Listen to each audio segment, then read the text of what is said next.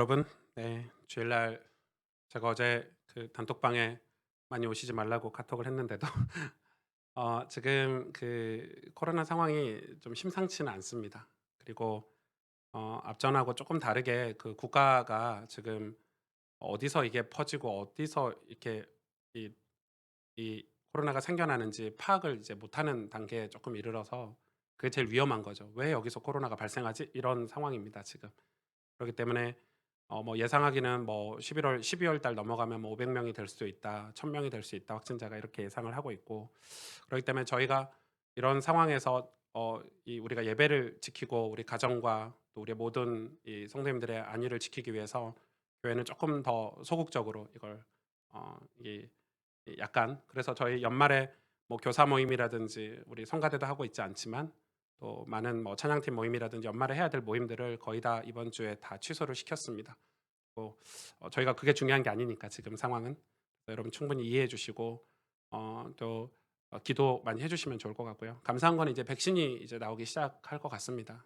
백신이 이제 미주하고 또 유럽에서 이제 시작이 되면 백신이 생기면 이거 뭐 감기밖에 안 되는 거니까요. 별거 아니니까. 이제 백신이 없어서 이게 되게 두려운 건데 아무튼 여러분 기도해 주시고 교회 오시고 나가실 때 손도 깨끗이 소독해 주시고 씻고 또 마스크 이 착용하는 것들 또 최선을 다해서 여러분 지켜 주셔서 우리가 이렇게라도 예배 드리는 거에 대해서 유지를 할 수 있도록 또 많은 분들이 지금 예배 못 나오는 분들도 많거든요.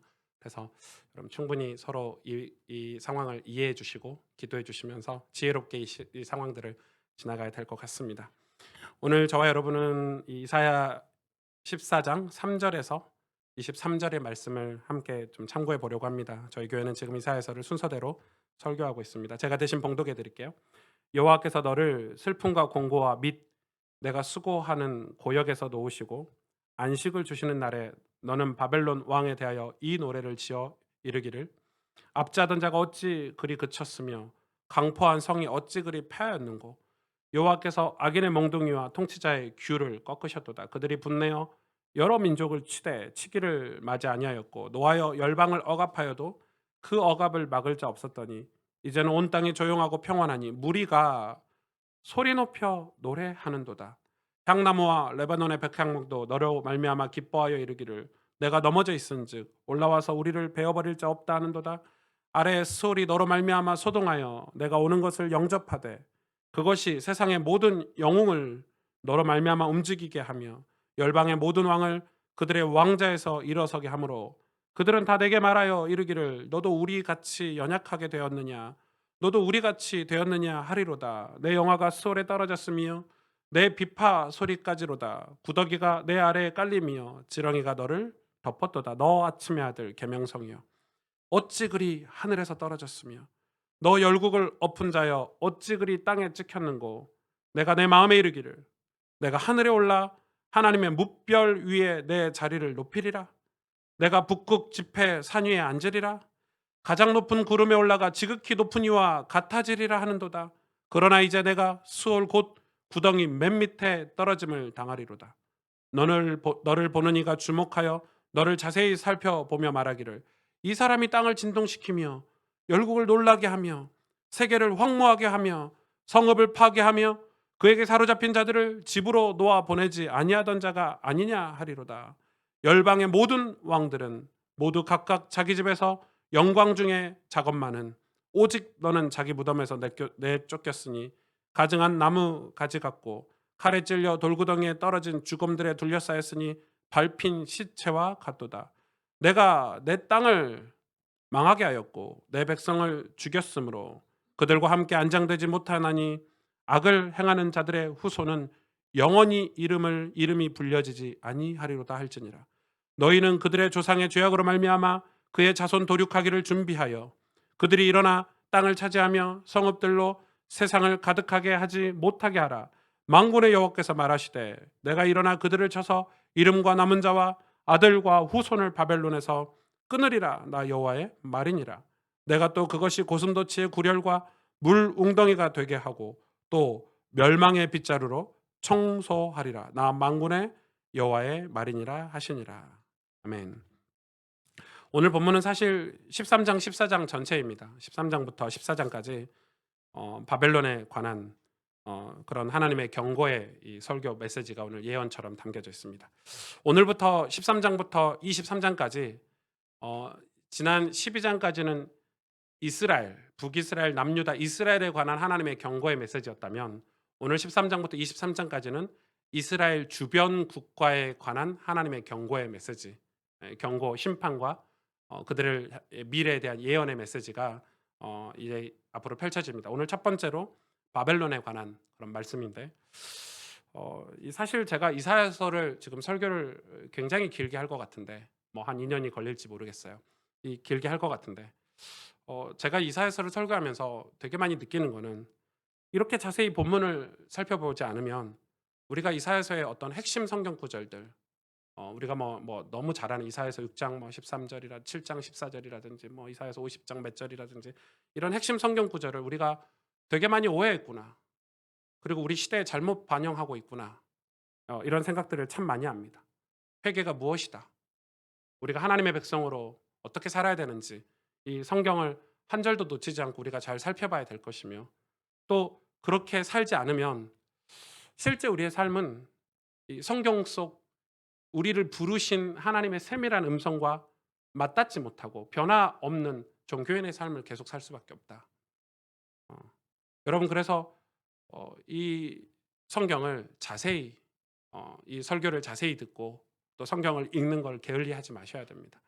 제가 저희 성도님들이 가끔 몇 분이지만은 카톡으로 이 간증 혹은 기도 제목 본인의 상황들을 보내올 때 제가 답장을 길게 하지는 잘 않습니다. 하나님이 일하고 계시기 때문에 제가 그 일하심 속에 이 방향을 틀고 싶지 않아서 어떤 큰 어려움 속에 있거나 어떤 큰 위기 속에 있거나 근데 답장을 길게 하지 못하지만 같이 눈물을 흘리고 그 내용을 가지고 하나님 앞에 기도하는데 이런 마음이 듭니다. 하나님이 하나님의 음성을 듣고 계시는구나. 그리고 하나님이 이 성도님들에게 지금 일하고 계시는구나. 근데 인간적으로는 좀 짠할 수 있고 마음이 아플 수 있지만 하나님이 우리를 새롭게 하시는구나. 지금 역사하고 계시는구나. 이런 걸 되게 많이 느끼고 있습니다. 하나님의 일하심이 그분의 삶에 일어나고 있구나. 여러분 삶이 어렵다고 그저 포기하는 것이 아니라 그 속에서 하나님이 보여지고 하나님이 하실 일들이 보여진다면 그건 진짜 우리 인생의 축복이라고 저는 생각합니다. 여러분 그런 사람이 강해지고 성숙해지고 또 성장할 수 있습니다. 우리 인생은 늘 그런 시련의 연속입니다. 우리 상황들이나 환경들은 늘 어렵기 마련입니다. 여러분 그렇기 때문에 신앙생활이라는 어떤 정의와 이 개념을 정리해 가는데 우리가 이사야서 말씀을 통해서 신앙은 하나님 앞에서의 과정입니다. 신앙은 하나님 앞에서 과정입니다. 그러면 신앙의 결론은 천국입니다. 구원입니다. 그 이하도 그 이상도 사실은 없습니다. 여러분 우리가 천국에 입성하기 위해서 신앙생활을 하는 것이고 우리 이웃과 우리 자녀들을 천국에 입성시키기 위해서 신앙생활을 하는 것이지 그 이상도 그 이하도 없습니다. 그래서 신앙은 하나님 앞에서 우리의 모든 과정이라고 생각하시면 되겠습니다. 우리 자녀들이 모든 과정을 겪어야 성숙한 좋은 어른이 될 수 있듯이 우리도 이 모든 과정을 겪어야 성숙하고 좋은 교회가 될 수 있고 우리가 좋은 세상의 빛과 소금이 될 수 있습니다. 오늘 본문에 나오는 이 바벨론 이야기는 사실 바벨론 자체에 대한 경고이기도 하지만 이스라엘에게 남은 자, 이스라엘의 남은 자 곧 저와 여러분, 교회로 남은 자, 하나님의 백성들에게 주시는 메시지이기도 합니다. 즉 이스라엘의 남은 자들이 어떤 사명을 감당해야 될지 이 바벨론의 경고를 통해서 오늘 이 이스라엘 남은 자에게 사명을 주시는 것이죠. 왜냐하면 아직 바벨론이 생성되기 전이고 바벨론이 부강해지기 전이고 바벨론이 멸망하기 전에 지금 예언의 말씀입니다. 이사야서 말씀은. 너무 놀랍게 이사야서 13장, 14장 또 다니엘서에서 나오는 바벨론에 관한 예언들이 그대로 성취가 됐고 말씀 토시 하나 틀리지 않고 바벨론이 멸망하는 과정까지 다 여러분 앞으로 증명해 보이려고 합니다. 얼마나 하나님의 말씀이 정확하고 예언의 말씀이 정확히 성취되어 있는지 우리는 확인해야 됩니다. 우리는 오늘 이 바벨론의 말씀을 보면서 와 통쾌하다. 우리를 억압하고 우리를 포로로 만들고 우리를 괴롭힌 바벨론이 하나님 앞에 이렇게 멸망을 당했구나 하고 통쾌해야 될 일이 아니라 우리에게 그 바벨론이 어떤 존재인지 우리 교회에게 우리 하나님 백성들에게 바벨론은 우리에게 어떤 메시지인지 오늘 정말 잘 살펴보고 우리에게 통찰력이 좀 생겼으면 좋을 것 같습니다.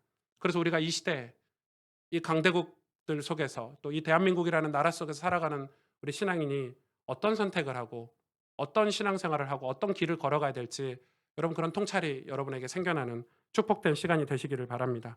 왜냐하면 지금 우리나라 대부분의 그리스도인, 교회를 다니는 수많은 종교인들이 하나님의 음성에 대한 반응을 상실한 지 오래됐습니다. 저는 그렇게 생각합니다. 아, 목사님 꼭 그렇게까지 단정지어서 말할 수 있습니까? 예, 그럴 수 있습니다. 어떤 의무감이나 어떤 교회의 어떤 이 소속감으로 인해서 교회를 다니는 거지 하나님의 부르심에 대한 반응으로 신앙생활하는 사람이 많지 않은 것은 우리의 현실입니다. 그것은 멀리 한국 교회를 다 조사해 보지 않더라도 우리 주변에서 일어나고 있는 사건들, 상황들, 또 가까이에 있는 분들과 대화를 통해서만으로도 충분히 알 수 있습니다. 어떤 분은 이렇게 말합니다. 정말 하나님이 살아계신가요? 정말 지금도 성령께서 역사하고 계시는가요? 사복음서를 읽어보는데 그 예수님이 하신 사역들이 지금도 일어날 수 있나요? 그런 기적들이? 이렇게 의문을 가지는 아주 믿음 좋은 권사님 장로님들도 계십니다. 어폐가 있죠. 믿음 좋은 권사님 장로님이. 신앙생활을 30년 했는데 하나님이 자기와 함께 하시는 걸 알면서도 정말 하나님이 나하고 함께 하셨나? 그런데 내 인생은 왜 이렇게 세상적으로 성공하지 못했나? 반문하시는 분도 계십니다. 아, 세상적으로 성공하는 게 하나님이 함께 하신 거의 결과라고 생각했기 때문이겠죠. 신앙생활을 처음부터 오해하고 또 우리 시대의 그릇되게 반영을 시켰기 때문에 여러분 이 기독교 역사를 살펴보면 그런 적이 너무나도 많습니다. 중세교회 때 십자군 전쟁 같은 게 그런 거죠. 교회가 권력을 휘두르기 시작하고 교회가 잘못되고 그릇되게 이 시대에 투영하기 시작해서 이 복음을 너무 많은 사람들을 학대하고 죽이기까지 하고 여러분 우리의 원수는 마귀지 사람이 아닙니다. 우리의 원수는 악한 영이지 이 이방 우상을 섬기는 그들이 우리의 원수가 아닙니다. 심지어는 우리 이 장로교를 창시한 이 칼빈도 이 기독교 도시를 건설한다고 너무 많은 사람을 학대했다는 증거들이 속속 나오고 있습니다. 우리가 잘못하면 엄청난 신학의 교리, 우리를 증명하기 위해서 우리의 그런 인위적으로 우리의 응답과 축복을 찾아내기 위해서 우리의 고아와 과부들, 우리 주변의 죄인들을 돌보지 못하는 우를 범할 수도 있다는 것입니다.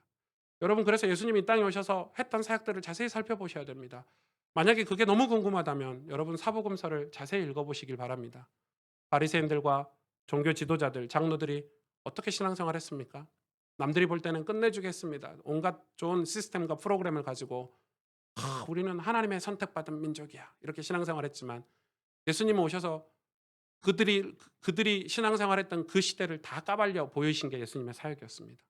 죄인들을 보여주셨고 고아와 과부들을 보여주셨고 고통당하고 억압받는 자들을 우리에게 예수님은 직접 보여주셨습니다.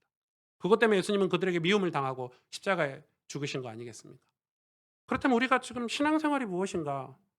우리가 하나님의 백성으로 남은 자라고 한다면 구원받은 자라고 한다면 우리가 어떤 신앙생활을 해야 될지 오늘 굉장히 우리 가스펠 교회는 중요한 기로에 서 있다고 저는 생각하고 우리 교회가 앞으로 가는 방향들은 제가 막 똑똑해 가지고 오승주 목사가 막 이 전략적이고 논리적이고 이래 가지고 그걸 풀어내기가 좀 오래 걸릴 것 같지만 우리가 예배 시간마다 설교를 들을 때마다 조금씩 하나님 부르심에 대한 화답, 반응, 하나님 부르심에 대한 우리의 고백들을 통해서 우리의 삶이 하나님께서 일하시는 삶으로 우리는 되돌아가야 될 것입니다. 교회 뒤에 우리의 목적들을 붙이지 않을 것입니다. 주보에 우리의 목적들을 붙이지 않을 것이고 하나님이 어떻게 교회에 어떤 목적을 우리에게 주셨는지를 찾아낼 것이고 우리가 그 길로 가기를 원합니다. 여러분 정말 하나님의 음성과 지금 마주하고 계십니까? 정말 천국을 흠모하고 사모하고 계십니까? 정말 예수님을 따르고 계십니까? 그렇지 않다면 우리에게는 계속해서 그릇된 목적들이 우리 마음과 우리 삶에 찾아 들어올 것입니다. 예를 들면 어떤 특별한 목적들입니다. 교회에서 추구하는 숫자들. 사도행전에 3,000명, 5,000명이 예루살렘 교회에 등록을 했다고 해서 누가가 그걸 기록해 놨어요. 교회가 그 목적을 삼았어요. 3,000명, 5,000명. 그런데 여러분 아십니까? 초대교회는 3,000명, 5,000명을 목적 삼지 않았습니다. 초대교회는 단 한 번도 3,000명을 우리가 3,000명을 전도합시다라고 주보에 이렇게 기록해 놓은 게 없습니다. 초대교회는 예수님 믿은 게 너무 기쁘고 감사해서 그들이 흩어져서 이웃의 발을 씻기고 그들에게 내가 만난 예수님을 간증하고 찬송하며 변화된 삶을 살았을 뿐입니다. 그러나 누가가 기록해서 3,000명쯤 왔나 보다. 5,000명쯤 왔나 보다. 너무 많은 숫자가 동시에 일어나서 교회로 유입됐기 때문에 그 놀라운 숫자를 누가가 기록했을 뿐이지 그게 교회가 이 방향으로 목적으로 갖고 있지는 않았던 것입니다. 잘못하면 우리는 성경을 굉장히 오용하고 잘못 우리 시대에 투영할 수 있습니다. 그러면 우리는 저들에게 굉장히 이 그릇된 교회의 모습으로 그런 목적들이 걸리면 그런 숫자가 목적이 되고 프로그램이 목적이 되면 누가 사라지냐면 예수님이 목적되는 신앙에서는 멀어집니다. 천국이 목적이 되는 신앙에서는 멀어집니다. 반드시. 오승조 목사님이 앞으로 10년 내 우리 교회 5,000명 되는 교회를 만듭시다. 단기적인 프로젝트를 만듭시다. 이렇게 되면 여러분 머릿속에 온통 5,000명이 머릿속에 다 박혀가지고 그죠? 늘 그것만 생각하고 살아야 됩니다. 그런 동안 우리의 하나님의 부르심에서는 멀어지는 것입니다. 예수님 마음 헤아리는 거, 예수님의 마음, 하나님의 마음, 아버지 하나님의 마음을 가지고 내 이웃과 병든 내 자녀들과 황폐해버린 이 땅에 우리가 어떻게 살아야 되는지 우리의 이 그리스도인의 아름다운 삶은 다 놓칠 수도 있는 것입니다.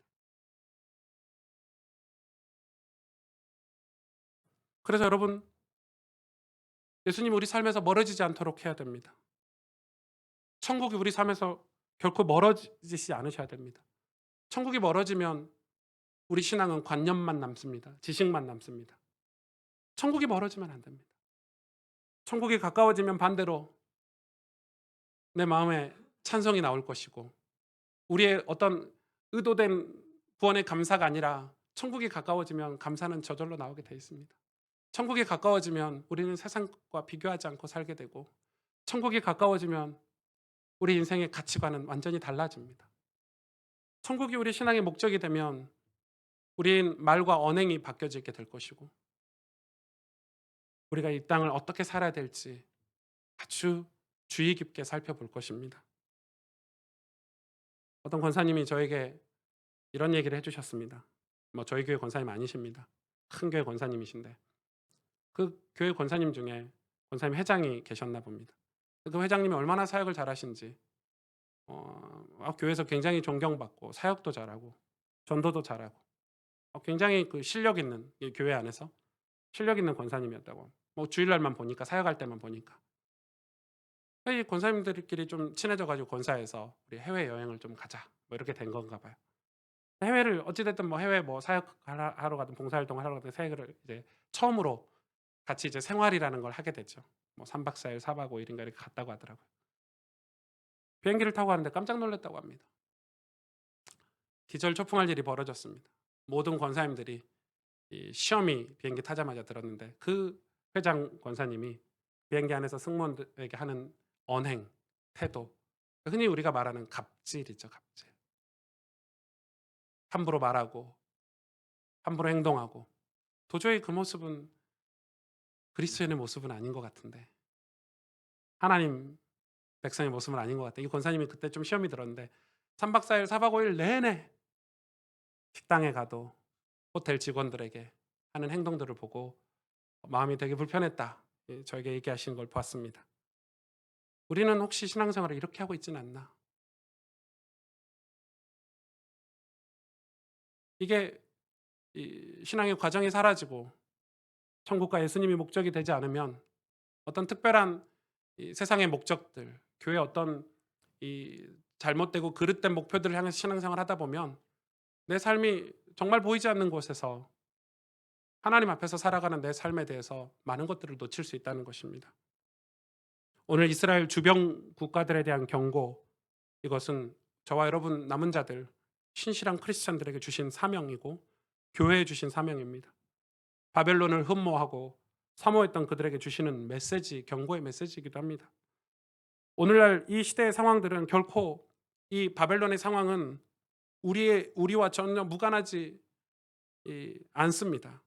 우리는 그들과 달라 그러면서 그들을 향해 손가락질한다면 우리는 결코 우리 주변에 일어나고 있는 이 멸망에 대해 책임이 없다고 할 수 없을 것입니다.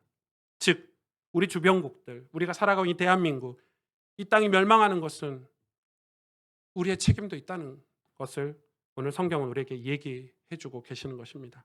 오늘 이사야 13장 2절에 이렇게 기록하고 있습니다. 너희는 민둥산 위에 기치를 세우고 소리를 높여 그들을 부르며 손을 흔들어 그들을 존귀한 자의 문에 들어가게 하라. 바벨론에 대한 심판, 경고의 메시지를 시작하시면서 민둥산 위에 기치를 세우라고. 민둥산은 아무것도 없는 산이잖아요. 남은 자, 교회, 하나님 백성들은 아무것도 없어요. 민둥산 같아요. 그런데 우리가 기치를 세우고 소리를 높이 들려서 바벨론의 그들을, 멸망할 그들을 존귀한 자의 문으로 들어가게 하라, 이렇게 경고를 시작하고 계십니다. 죽이려고 경고하신 게 아닙니다. 멸망시키려고 경고하신 게 아닙니다. 자, 그러면 오늘 바벨론에 대해서 이야기를 해보겠습니다.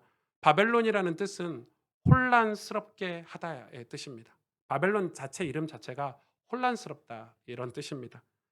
근데 오늘 13장 6절에서 16절에 보니까 이 바벨론에 대해서 이렇게 경고하고 있죠. 너희는 애곡할지어다. 여호와의 날이 가까웠으니 전능자에게서 멸망이 임할 것이미로다. 그러므로 모든 손에 힘이 풀리고 각 사람의 마음이 녹을 것이라.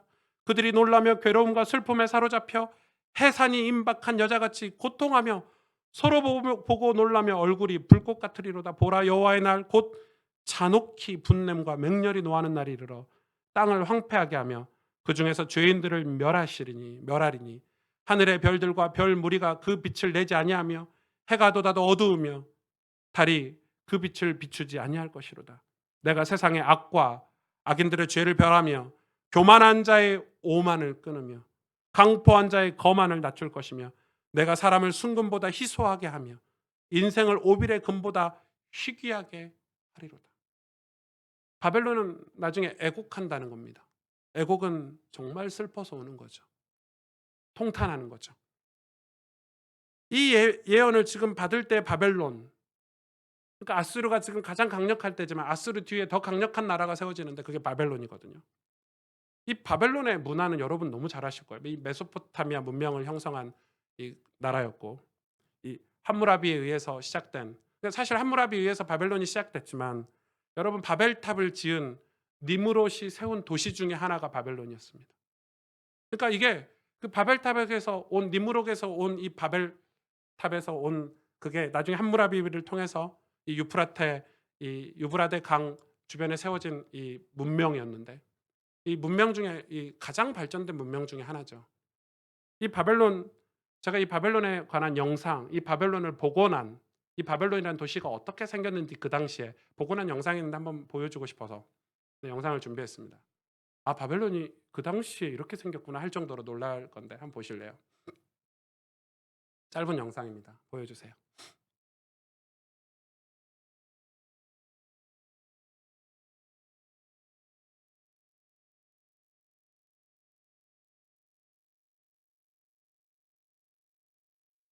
오늘날 도시와 견져서 손색이 없죠.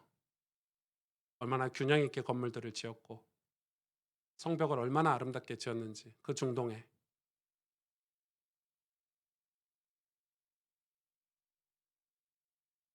이게 거의 100% 복원한 이 영상이라고 합니다. 이 문은 너무 유명하죠. 어.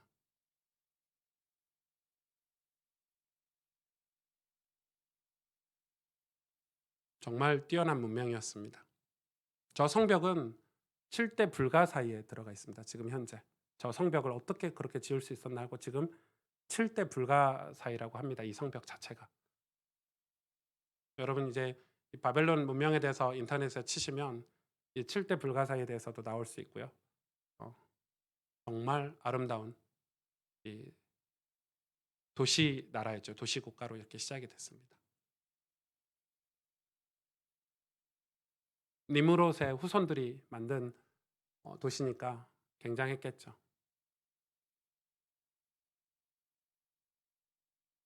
정말 아무 음악도 없이 보니까 밋밋하네요. 네.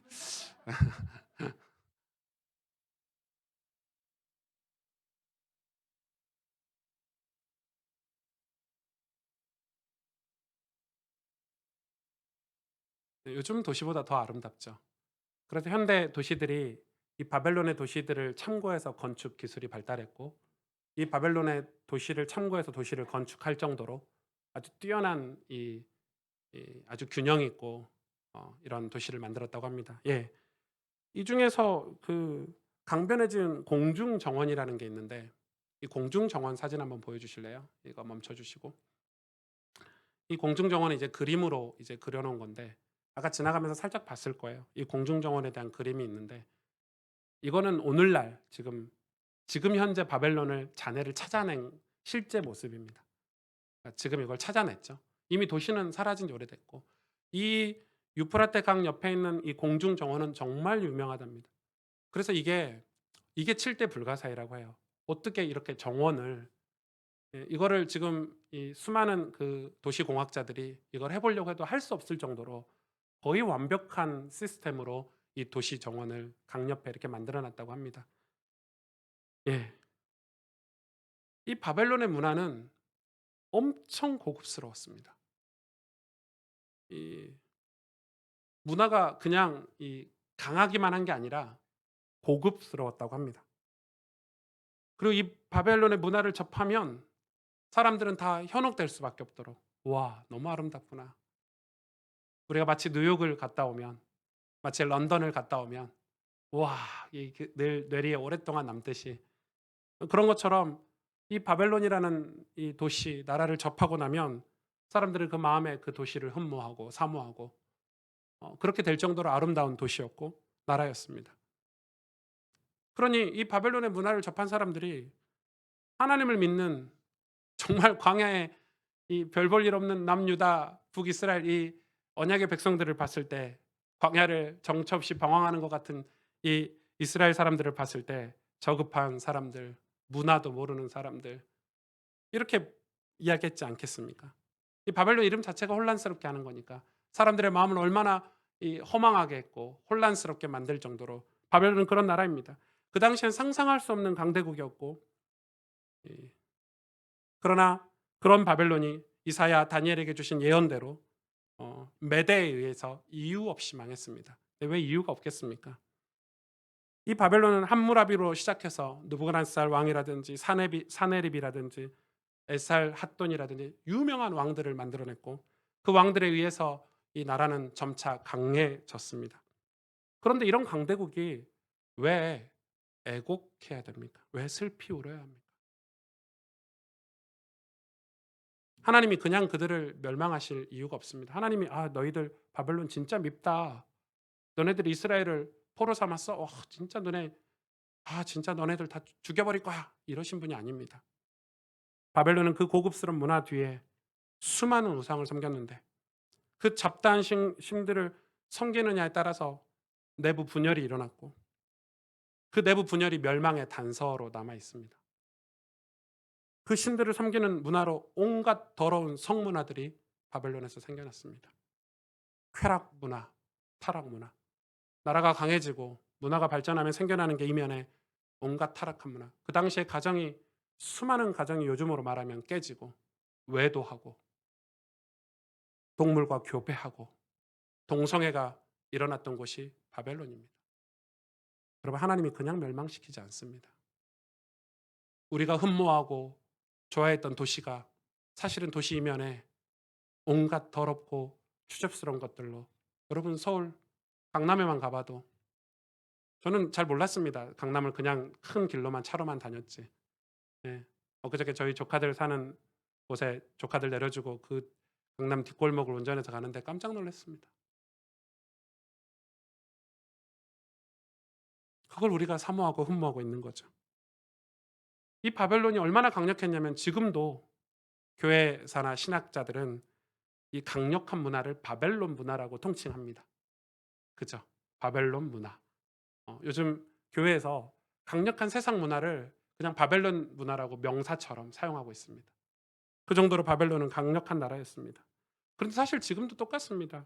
유튜브 같은 거를 통해서, SNS를 통해서 이 거대한 사람들, 뭐 막 상류층 사회를 계속해서 보여주면서 이 어떤 이 채널은 의사인데 계속 고급차를 타고 막 비싼 집을 보여주고 사람들이 거기에 막 댓글을 달고 와 멋있다 아름답다. 나중에 알고 보니까 다 거짓말이고 파산하고. 마치 그런 걸 보고 있으면 우리 삶은 별 볼 일 없는 것 같고 목사의 삶은 별 볼 일 없는 것 같고 우리 성도의 삶은 크리스찬의 삶은 우리는 맨날 기도하고 성경 읽고 이러는 삶이 얼마나 하찮게 느껴지겠습니까? 사람들이 갈수록 그런데 그런 삶을 바벨론을 동경하는 사람들은 갈수록 허무해집니다. 인간의 욕심은 끝이 없기 때문에 채워도 채워지지 않는 게 우리의 공허함이고 허무함입니다. 다 빈 껍데기 아닙니까? 저는 우리 자녀들에게 성실하게 일하라고 말해주고 싶고 노동하라고 말해주고 싶습니다. 땀 흘린 대가로 누리고 즐기셔야 합니다. 그렇지 않습니다. 불법과 부정이 판치고 있습니다.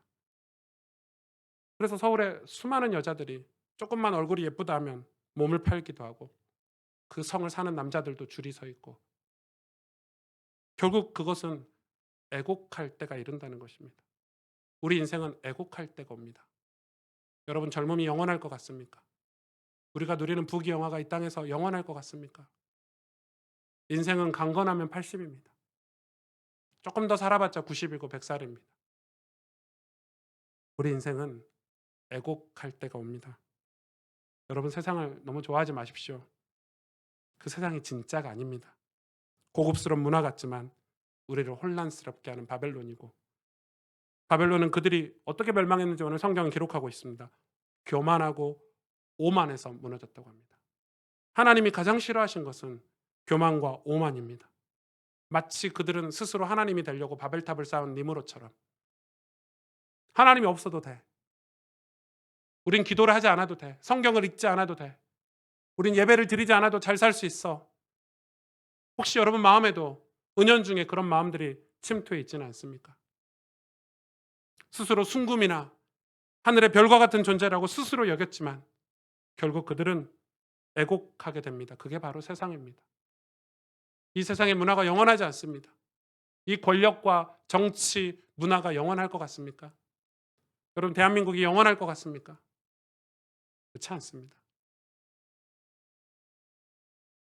그런 바벨론에게 이렇게 말씀하고 있습니다. 14장 1절 2절에 여호와께서 야곱을 긍휼히 여기시며 이스라엘을 다시 택하사 그들의 땅에 두시리니 바벨론의 땅에 두시리니 나그네 된 자가 야곱 족속과 연합하여 여기서 나그네는 바벨론의 영혼들이죠.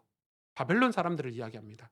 야곱 족속과 연합하여 그들에게 예속될 것이며 이방의 바벨론 백성들이 야곱 족속에게 예속될 것이며 민족들이 그들을 데리고 그들의 본토에 돌아오리니 이렇게 설명하고 있습니다. 하나님이 지금 바벨론에 대한 엄청난 심판의 메시지를 하신 것 같지만 그냥 심판의 메시지가 아닙니다. 여호와께서 야곱을 긍휼히 여기시며 이스라엘을 다시 택하사 이스라엘이 완전히 타락해서 포로가 됐지만 그들을 다시 택하셔서 그들을 그들의 땅에 두게 하시려고 바벨론의 땅에 두게 하시려고 누굽니까? 다니엘 아닙니까? 이 메시지를 성취한 사람들이 누굽니까? 다니엘의 세 친구 아닙니까? 포로로 끌려갔지만 하나님을 향하여 이 언약의 말씀을 놓치지 않고 내가 이 포로로 바벨론 땅에 끌려와서 무엇을 해야 될지 알고 있었던 다니엘 이 본문이 저는 너무 이해가 됐습니다. 아, 다니엘이 이사야서의 예언을 붙잡고 있었구나.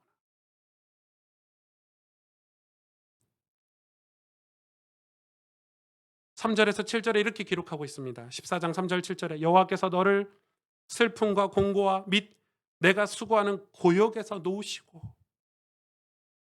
안식을 주시는 날에 너는 바벨론에 대하여 이 노래를 지어 이르기를 압제하던 자가 어찌 그리 그쳤으며 강포한 성이 어찌 그리 패하였는고. 지금 우리 얘기죠. 우리 얘기.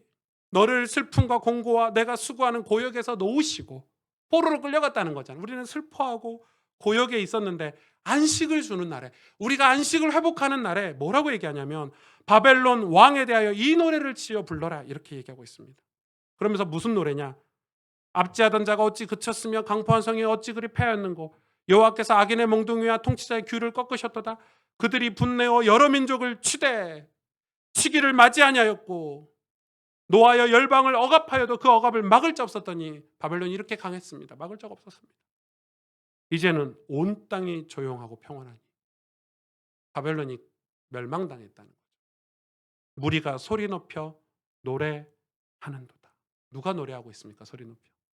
남은 자들이, 하나님의 백성들이 소리 높여 노래하는도다. 무슨 노래입니까?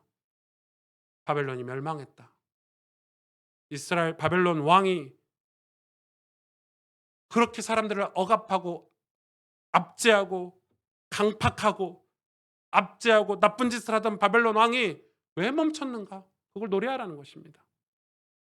하나님께서 바벨론에 이스라엘이 포로가 된 이유가 어쩌면 그 과정을 통해서 깨닫게 하시는 게 있다는 것입니다. 그것은 바벨론의 영혼들, 바벨론에 남겨진 나그네와 같은 자들. 보십시오. 하나님께서 다시 야곱을 긍휼히 여기시며 이스라엘을 다시 택하신다고 약속하셨습니다. 저는 가스펠교 성도들이 이 이사야 14장 1절 2절의 말씀의 주인공들이 되시길 바랍니다. 하나님이 우리를 다시 택하사 우리가 교회가 무너지고 신앙이 다 무너지고 하나님의 부르심에 대답하는 사람이 없는 이 시대에 저와 여러분을 하나님이 다시 택하사 다시 우리를 긍휼히 여기사 이 노래를 부르는 주인공들로 하나님 앞에 쓰임받기를 원합니다. 바벨론에 들어간 포로들을 통하여 그 은혜를 그 땅에 베푸시겠다고 하셨습니다. 그런데 포로였던 이스라엘에게 이 노래를 지어 부르라고 하는데 어떤 노래냐? 바벨론 왕이 무너질 것이다. 바벨론 왕이 수월로 가게 될 것이다. 그 말은 무슨 말입니까? 하나님 살아계신다는 겁니다. 미래를 예언하는 노래를 부르라는 겁니다. 그 노래를 남은 자들은 그 노래를 부르면서 자녀들에게 그 노래를 전달하고 가르치고 무슨 말이죠? 오실 메시아를 기다리며 그 노래를 불렀다는 것입니다. 저는 오늘 이 본문을 묵상하면서 이 캐롤 생각이 났습니다. 고요한 밤, 거룩한 밤, 온 땅이 조용할 때 예수님이 오셨거든요. 강포, 억압, 압제가 가득한 땅에 예수님이 오셨는데 다윗도 수많은 믿음의 용사들도 이 노래를 자녀들에게 후손들에게 가르쳤고 들려주었으며 부르게 만들었습니다. 이 노래가 무엇입니까? 지금 우리의 노래는 무엇이어야 합니까? 하나님께서 다시 오시는 날 바로 우리의 믿음입니다. 이 노래는 우리의 믿음입니다. 이 믿음으로 사는 우리의 삶은 찬송입니다. 찬송으로 사는 삶이 어둠을 이기고 악한 영들을 물리치는 것입니다. 이유가 있습니다. 오늘 14장 12절에 보니까 너 아침의 아들 계명성이여 어찌 그리 하늘에서 떨어졌으며 너 열국의 엎은 자여 어찌 그리 땅에 찍혔는고. 계명성이라고 바벨론을 통틀어서 이야기하죠. 근데 자세히 보세요. 13절에 내가 내 마음에 이르기를 내가 하늘에 올라 하나님의 뭇별, 하나님의 뭇별은 저와 여러분들이고 교회인데 하나님의 뭇별 위에 내 자리를 높이리라. 내가 북극 지폐 산 위에, 북극 지폐 산이 무엇입니까? 시온산 아닙니까? 시온산 위에 앉으리라. 가장 높은 구름에 올라가 지극히 높은 이와 같아지리라. 하나님과 같아지리라. 그러나 이제 내가 수월 곧 구덩이 맨 밑에 떨어짐을 당하리로다. 너를 보는 이가 주목하여 너를 자세히 살펴보며 말하기를 이 사람이 땅을 진동시키고 열국을 놀라게 하며 세상을 황무하게 하며 세상을 성읍을 파괴하며 그에게 사로잡힌 자들을 집으로 놓아보내지 아니하던 자가 아니냐. 바벨론이 그렇게 강력한 나라가 아니었더냐. 그런데 왜 수월은 지옥이죠. 지금 근데 오늘 이 계명성, 이 계명성이 뭐라고 얘기하냐면 예언하냐면 하늘의 북극의 높은 산보다 시온산보다 높고 뭇별보다 높고 구름 위에 지극히 높으신 하나님과 같아지려고 하는 거 누굽니까? 사탄이잖아요. 이 계명성은 요한계시록의 사탄을 상징합니다. 마귀를 상징합니다. 이 바벨론은 단지 바벨론이라는 고대 근동에 있었던 한 나라를 상징하고 있지만 이 이사야서의 예언과 다니엘서의 예언의 바벨론은 사탄을 상징합니다. 그래서 이야기하고 있죠.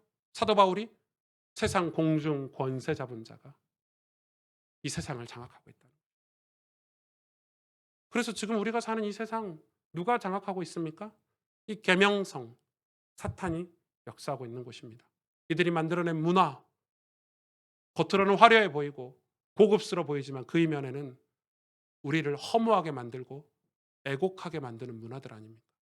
그걸 쫓아가다가는 아무것도 남는 게 없습니다. 우리 인생 끝.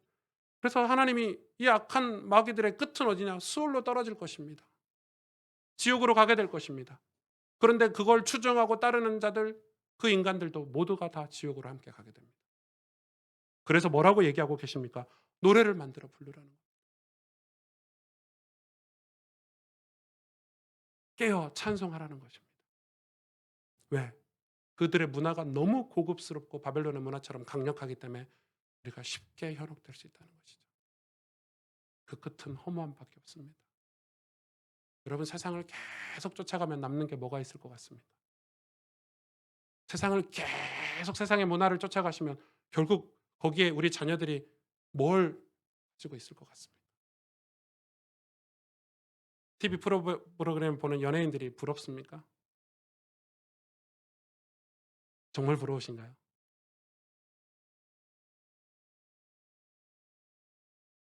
여러분, 우리가 살아가는 이 시대를 자세히 보십시오. 전부 뭡니까? 하나님이 없어도 된다고 하는 문화들입니다. 그 문화가 쾌락과 보이지 않는 공허함, 허무함을 만들어내고 있는데 우리가 그걸 보지 못하면 안 됩니다. 동성애뿐만 아닙니다. 저는 이번에 어떤 일본의 연예인이 남편 없이 아이를 출생했는데 좀 깜짝 놀랐습니다. 이런 시대가 오겠구나. 그 일본은 합법적이라는 거죠, 그게. 남편 없이 애를 낳는 게 여러분 정상입니까?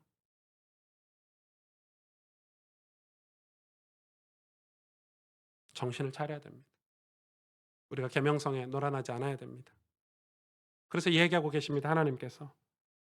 정말 슬픈 일이죠. 슬픈 일이 바벨론에 닥치게 될 것입니다. 이사야서 14장 21절에서 22절에 너희는 그들의 조상들의 죄악으로 말미암아 그의 자손 도륙하기를 준비하여. 이게 무슨 말이에요? 조상들의 죄악 때문에 자손 도륙하기를 준비한대요. 무서운 말이잖아요. 우리가 우리 자녀를 죽이는 게 조상들의 죄로 말미암아 우리도 모르게 자녀를 죽이고 있다는 거예요. 스탑하고 멈춰야 됩니다. 그들이 일어나 땅을 차지하며 성읍들로 세상에 가득하게 하지 못하게 하라. 만군의 여호와께서 말씀하시되 내가 일어나 그들을 쳐서 이름과 남은 자와 아들과 후손을 바벨론에서 끊으리라. 하나님이 하시는 일은 바벨론에서 우리를 끊는 일입니다. 우리의 자손과 우리 아들과 우리의 후손들과 남은 자들을 바벨론에서 절단시켜 놓는 일입니다. 하나님의 위로죠. 우리를 향하신. 그러면서 뭐라고 얘기하십니까? 내가 또 그것들이 고슴도치의 굴혈과 이 고슴도치의 굴혈이 가장 더럽고 냄새난다고 하죠. 물 웅덩이가 되게 하고 멸망의 빗자루로 청소하리라. 청소하리라. 하나님이 바벨론을 청소하시겠다고 합니다. 그들의 조상의 죄악으로 인해서 그 죄악이 뭔지도 모르고 근데 그 죄악을 성경은 말하고 있습니다. 교만과 오만. 그 교만과 오만으로 우리 자녀를 도륙하고 있다는 것입니다. 지금 우리가. 자녀를 바벨론에게 가까이 내보내고 있다는 것입니다. 바벨론에서 끊어야 되는데 멀어지게 해야 되는데 도리어 우리는 바벨론에게 밀어넣고 있습니다. 우리 아이들은 성경 안 읽어도 됩니까? 우리 아이들은 예배 안 드려도 됩니까? 성공하면 장땡입니까? 돈 많이 벌면 장땡입니까? 애곡하는 날이 올 것입니다.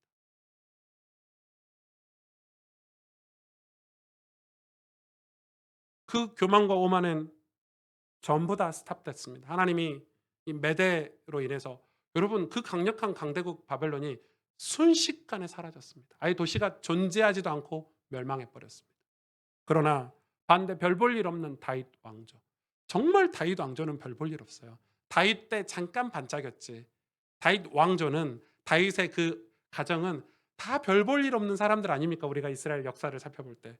그 별 볼 일 없는 다윗 왕조는 믿음으로 이루어진 왕조이고 믿음으로 이루어진 가문이었고 그의 후손들을 통해서 그리스도가 오셨습니다. 하나님 지금 그 일을 하고 계십니다. 저 여러분이 오늘 새롭게 시작할 수 있는 축복이 있기를 원합니다. 이 바벨론을 예언하시고 이스라엘 주변 국가를 예언하시고 첫 말씀이 뭐였냐면 이사야 40장 1절에서 8절입니다. 너희의 하나님이 이르시되 너희는 위로하라. 내 백성을 위로하라. 너희는 예루살렘에 마음이 닿도록 말하며 그곳에게 외치라. 그 노역의 때가 끝났고 그 죄사함이 사함을 받았느니라. 그의 모든 죄로 말미암아 여호와의 손에서 벌을 배나 받으리라 할지니라 하시니라. 외치는 자의 소리여 이르되 너희는 광야에서 여호와의 길을 예비하라. 사막에서 우리 하나님의 대로를 평탄하게 하라. 골짜기마다 도두어지며 산마다 언덕마다 낮아지며 고르지 아니한 곳이 평탄하게 되며 험한 곳이 평지가 될 것이요 여호와의 영광이 나타나고 모든 육체가 그것을 함께 보리라. 이는 여호와 입에 말씀하셨느니라. 여호와 입이 말하는 자의 소리여 외치라. 대답하되 우리가 무엇이라 외치리까 하니 이르되 이렇게 외쳐라. 모든 육체는 풀이요 그의 모든 아름다움은 들의 꽃과 같으니 풀은 마르고 꽃은 시들면 바벨론은 마르고 바벨론은 시들면 이 말이죠. 여호와의 기운이 그 위에 불미라. 이 백성은 실로 풀이로다. 풀은 마르고 꽃은 시드나 우리 하나님의 말씀은 영원히 서리라 하라. 아멘. 하나님은 남은 자들 즉 믿음의 길을 가는 저와 여러분들에게 분명하게 말씀하셨습니다. 내 백성을 위로하라고 합니다. 위로하라고 합니다. 근데 그 위로를 어떻게 하라고 하냐면 예루살렘에 마음이 닿도록 해라는 거예요. 마음이 닿도록. 예루살렘은 뭘 상징합니까? 건물입니까? 성전입니까? 아니죠. 예루살렘은 예수 그리스도죠. 예수 그리스도에게 마음이 닿도록 그때라야 우리의 오만과 우리의 죄악과 우리의 교만을 용서해 주시겠다고 하십니다. 신앙생활은 무엇입니까? 우리의 죄사함 받는 것입니다. 근데 언제 죄사함이라는 걸 받을 수 있냐? 우리의 의로움으로, 우리의 노력으로, 우리의 경건으로 받을 수 있는 게 아니라 우리 마음이 예수님께 닿을 때, 예수님이 아니고서는 우리 오만에서 우리는 벗어날 수 없고 우리 교만에서 결코 벗어날 수 없습니다. 예수님에게 우리가 닿을 때, 근데 그 예수님에게 닿는 길이 너무 험악합니다. 그래서 광야 같습니다. 험한 산지 같습니다. 그래서 광야의 길을 예비해라. 험한 산지를 평탄하게 하라. 그러면서 외치라고 합니다. 노래 부르라고 합니다. 우리의 삶은 우리의 시들어버리는 꽃과 같다고 합니다. 반짝반짝 꽃이 우리가 대단한 것 같지만 다 시들지 않습니까? 뭐라고 노래를 부르라고 우리 자녀들에게 가르치라고 합니까? 여호와의 말씀은 영원합니다. 말씀이 곧 예수님 아닙니까? 말씀이 육신이 되어 우리 가운데 거하심에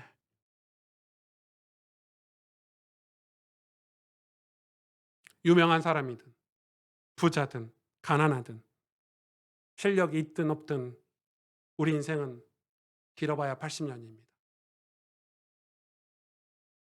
교만과 오만으로 살았던 사람의 자손은 끊어집니다. 그러나 반대로 믿음으로 살면 그 끝은 찬송이고 감사일 것입니다. 그러니 위로를 받을 거거든. 우리 인생이 고달픈 인생을 살았지 않습니까? 고달픈 인생에 대한 위로를 받으려거든. 여러분 예수님께 마음이 닿아 있어야 됩니다.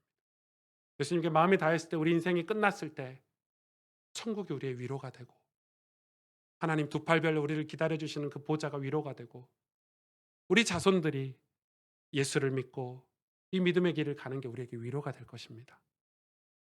자녀들이 아직 예수님을 안 믿는 우리 수많은 우리 교회 성도 여러분, 자녀들에게 강요하지 마십시오. 여러분이 정말 예수님을 믿는다면, 예수님께 마음이 닿아 있다면, 그리고 그것의 길을 예비하고 평탄한 작업을 하고 계시다면 자녀들은 다 주 앞에 돌아올 것입니다. 하나님이 하셔야 되는 일입니다. 그래서 여러분 길을 만드시고 대로를 만드십시오. 뭐에 대한 대로를 만듭니까? 수준을 높이라는 게 아닙니다. 자꾸 목사님들이 이런 설교를 가지고 뭐 성전 건축합시다 뭐 이런 건데 아닙니다. 예수님께 내 마음이 닿는 대로를 만들라는 것입니다. 예수님을 향해서 예수님을 놓치지 않고 따라가고 예수님과 늘 동행하도록 대로를 만들라는 것입니다. 여러분 우물에 오물을 걷어내라는 것입니다.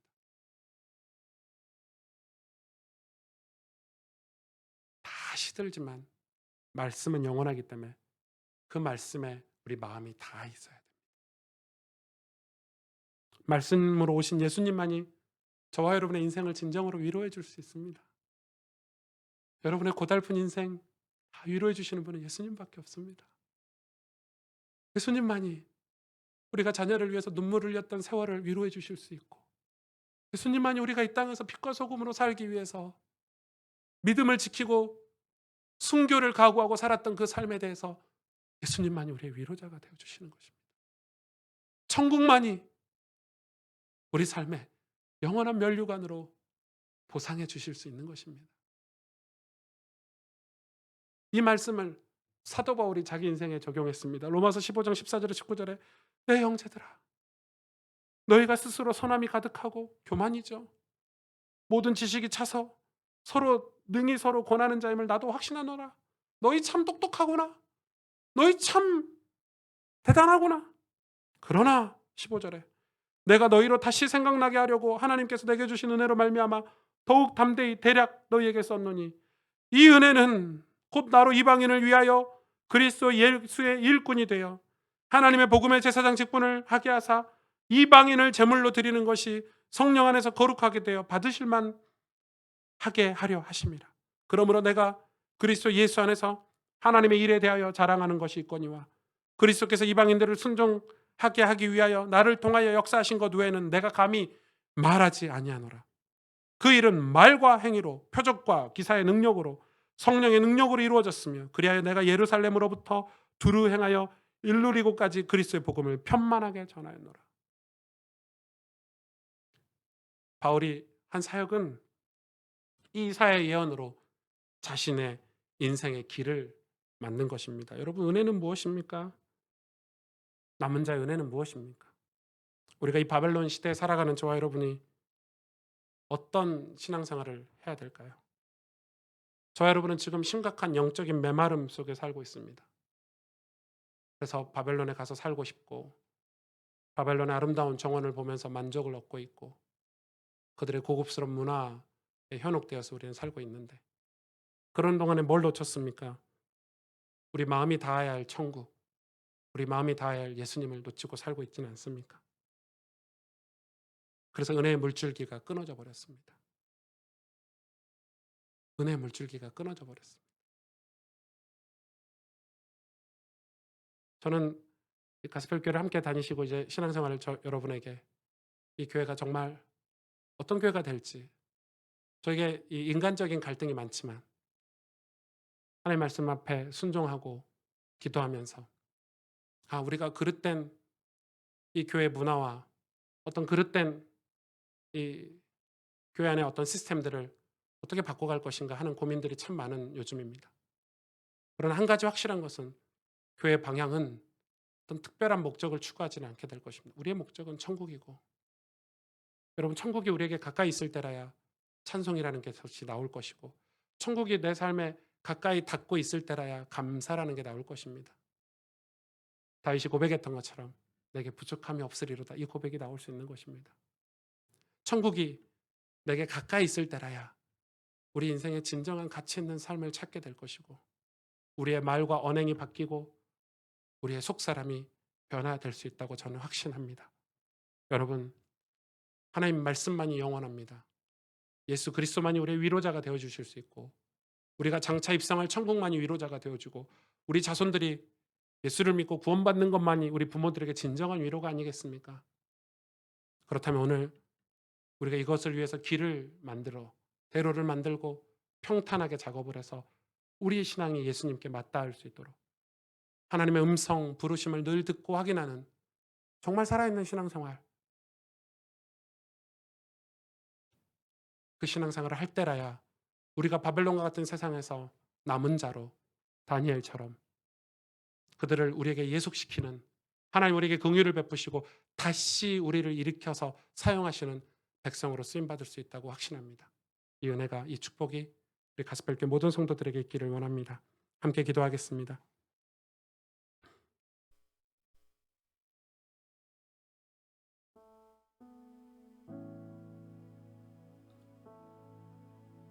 주님 우리는 바벨론의 고급스럽고 거대한 문화 앞에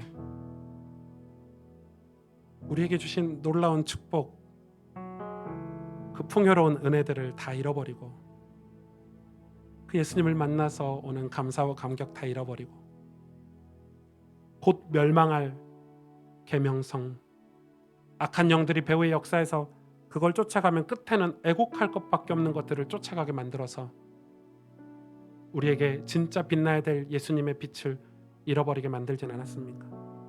겉으로는 화려한 교회, 겉으로는 신앙생활 잘하는 이런 이 껍데기 같은 걸 가지고 있지만 결국 우리 안에, 내 안에 말씀의 빛, 생명의 빛, 그거 잃어버리고 살고 있는 시대를 살고 있습니다. 하나님의 부르심, 하나님 음성에 화답하지 못하는 시대를 살고 있습니다.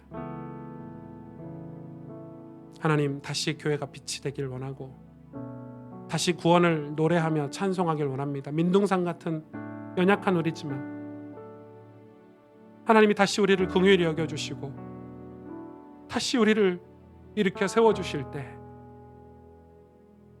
교회는, 하나님 말씀으로 돌아갈 때 교회는, 성도는 예수님께 마음이 닿아 있을 때 가장 빛날 수 있음을 우리는 깨달아야 합니다.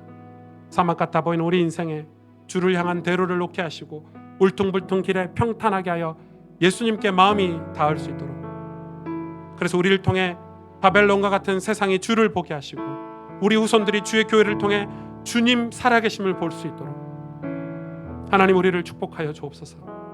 하나님 우리를 사용하여 주옵소서. 우리 오늘 말씀을 붙잡고 하나님 앞에 간절히 기도하도록 하겠습니다. 하나님 감사합니다. 주님,